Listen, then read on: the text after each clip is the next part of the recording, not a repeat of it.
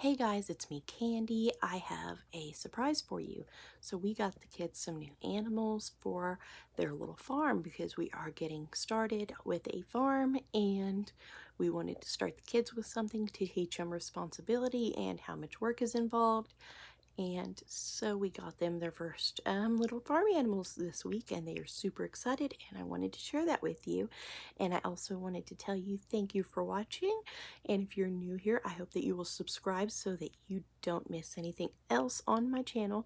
And if you have already subscribed, thank you for subscribing, and if you enjoy these videos, don't forget to hit the thumbs up. Adorable. Her name is Lola. She has teeth like a beaver, and she's... So we picked up some lunch to eat on the way home after getting our new babies, and I will show you the rest of them after we get home.